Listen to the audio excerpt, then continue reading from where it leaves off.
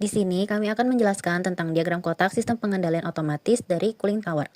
Hot water dari proses industri masuk ke dalam tower dan berkontak dengan udara yang dihisap oleh fan, sehingga terjadi heat transfer dari air ke udara. Hot water yang telah didinginkan selama proses akan keluar sebagai cold water, yang dimana temperatur cold water tersebut menjadi proses variabel. Nilai proses variabel ini dipengaruhi oleh gangguan berupa temperatur udara inlet, temperatur hot water inlet, dan flow rate cold water outlet. Oke, di sini saya akan melanjutkan, yaitu gangguan dan proses variabel. Ini ingin kita lakukan sebuah pengendalian dengan membaca proses variabel menggunakan temperatur sensor untuk mengukur suhu cold water outlet secara real time. Transmitter akan mengkonversi sinyal sehingga bisa dibaca oleh controller. Measure variable atau sinyal yang masuk ke controller ini yang mempresentasikan temperatur dari cold water outlet. Sinyal yang dikirim ke controller dibandingkan dengan set point, selisih antara set point dengan measure variable ini dinamakan error. Control unit menerima nilai error dan menggunakan kontrol PID untuk menentukan seberapa besar tindakan korektif yang harus dilakukan agar mencapai stabilitas proses. Output dari controller ini adalah manipulatif variabel. Dalam kasus cooling tower, ini adalah flow rate air dan hot water inlet. Hasil perhitungan dari controller dikirim ke unit kendali akhir, yaitu control valve, untuk mengatur flow rate hot water yang masuk dan flow rate udara masuk. Aktivitas di unit kendali akhir ini mempengaruhi nilai manipulatif variabel. Perubahan manipulatif variabel ini akan mempengaruhi proses variabel dan berputar terus-menerus seperti itu.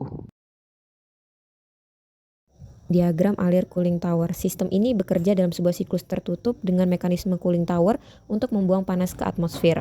Yang pertama, air dingin dipompa oleh circulation pump dan diukur tekanannya pada P1 serta suhunya pada T1. Air ini dialirkan ke heat exchanger atau penukar panas untuk menyerap proses heat. Air menjadi panas karena penyerapan panas dan suhunya yang tinggi, kini siap masuk ke cooling tower dan diukur oleh T2. Air panas yang diukur oleh T2 disemprotkan melalui nozzle di dalam cooling tower, dan tekanan semprot diukur oleh P2. Udara kering atau udara lingkungan kemudian dihembuskan dari bawah dan berkontak langsung dengan air yang jatuh. Sebagian kecil air menguap, yang merupakan proses endotermik atau membutuhkan panas, sehingga mendinginkan sisa air yang tidak menguap. Uap air dan udara panas dibuang ke atas. Air dingin yang sudah didinginkan jatuh ke bak penampungan di bawah atau cold water basin. Selanjutnya, kontrol dan pemberian air. Filtrasi sistem itu menyaring partikel kotoran dari air sirkulasi. Efek thickness filter dipantau oleh differential pressure, yang dimana jika differential pressure tersebut tinggi, maka filter akan tersumbat. Kemudian, ketinggian air L1 dan L2 yang disebabkan oleh evaporasi, yang akan menyebabkan air di bak penampungan berkurang. Ketika level turun, katup makeup water akan terbuka dan air akan ditambahkan fresh water yang ditambahkan oleh F2. Kemudian, blow down. Ketika air menguap, mineral dan terlarut lainnya tidak ikut menguap, sehingga konsentrasi di dalam air sirkulasi meningkat. Untuk mencegah kerak, air konsentrasi tinggi harus dibuang.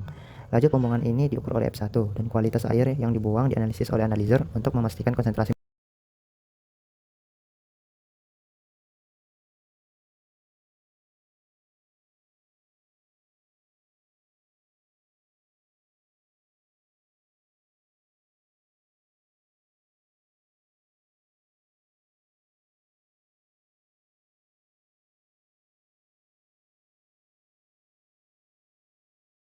Mineral terkontrol. Kemudian, untuk mencegah korosi atau biodiesel, maka dibutuhkan treatment kemikal untuk menjaga kualitas air dan melindungi peralatan.